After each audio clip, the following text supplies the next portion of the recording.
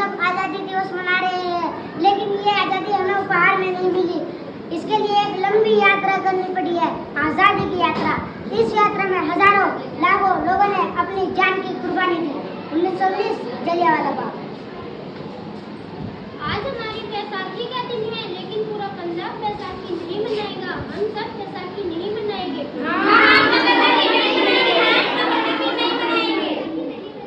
अच्छा, तुम सब हमारा विरोध करते हैं, भाग जाओ यहाँ से, वरना इसका अंजाम बहुत ही बुरा होगा।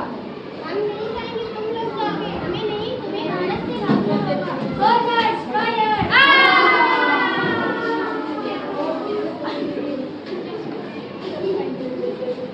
ये ज़मीन हमारी है, धरती हमारी, ये खेत हमारे, अभी बोलते शहरी हमारी सबसे पहला रही थी, पर अंग्रेजों ने सब कुछ बर्बाद कर दिया। इन अंग्रेजों ने एक ही झटके में हमारी फसलों को काट दिया। अंग्रेजों, हम तुम्हारे इन अत्याचारों से डरेंगे नहीं, हम बदला लेकर रहेंगे, हम आज़ादी लेकर रहेंगे। जलियांवाला बाग हर हिंदुस्तानी की आंखें नम कर गया। इस कांड में कितने मासूमों की आहुति चढ़ गई, इतनी हैवानियत से इंसानियत कत्ल कर दी गई। जलियांवाला बाग के हत्याकांड ने आज़ादी की आग में घी देने का काम किया। मासूम औरतों और बच्चों की दर्द भरी चीखें और सिसकियां इंकलाब का गूंज बनकर निकली। लाला लाजपत राय, भगत सिंह, राजगुरु, सुखदेव सरीखे क्रांतिकारियों ने भारत की जमीन से विदेशी दरिंदों को निकाल फेंकने के मंसूबे मजबूत कर लिए। 8 अप्रैल 1929 लाला लाजपत राय के नेतृत्व में साइमन कमीशन के खिलाफ एक भारी जुलूस निकाला गया। Simon commission! Simon commission! Simon commission! Simon commission! Simon commission! Simon commission! Simon commission! Simon commission! बेवकूफ इंडियंस को हमारी बात समझ में नहीं आती। Stop this! Simon commission! नहीं मानता। I said stop this. लाला जी संघर्ष करो, हम आपके साथ हैं। लाला जी संघर्ष करो, हम आपके साथ हैं। लाठी चार्ज करो।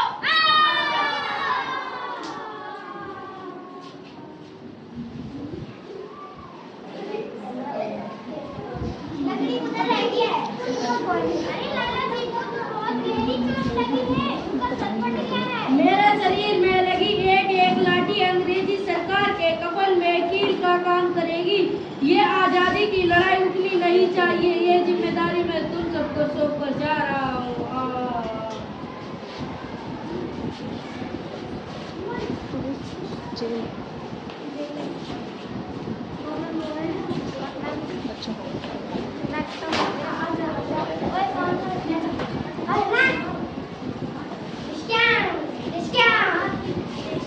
सारनाथ मारा गया। चारों तरफ तहलका मचा हुआ था। दीवारों पर लिखा गया था, लाला जी की मौत का बदला ले लिया गया है। भगत सिंह समेत सभी वहां से फरार हो गए। 8 अप्रैल 1929 दिल्ली ब्रिटिश सरकार सेंट्रल लेजिस्लेटिव असेंबली बैठक में 2 बम धमाके की आवाज सुनाई दी।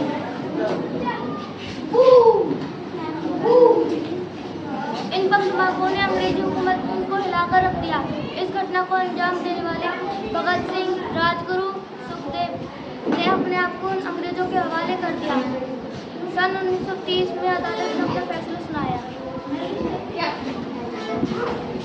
मुजरिम भगत सिंह, मुजरिम राजगुरु, मुजरिम सुखदेव, दफा 121 और दफा 302 के तहत अदालत इन तीनों को मुजरिम करार देती है और इस गुस्ताखी के लिए यह अदालत इन तीनों को सजाए मौत की सजा सुनाती है।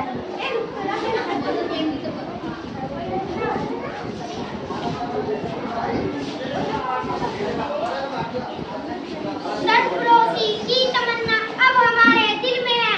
देखना है जोर कितना बाजुए कातिल में है। उत्तर की हाल है तेरा, मैं चंगा हूँ माँ, फिक्र करने की कोई गल नहीं। उत्तर मेरा दिल तेरी तरह पत्थर दिल नहीं होगा।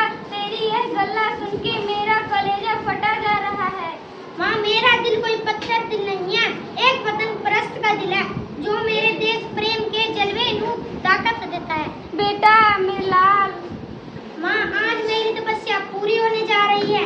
जे तू रोई मैनू तकलीफ होनी है। सोच तेरा पुत्र आज शादी करने वास्ते जा रहा है। फर्क तो सिर्फ इतना ही है कि वो घोड़ी पर नहीं फांसी पर चढ़ने वास्ते जा रहा है। आशीर्वाद अब आशीर्वाद दे।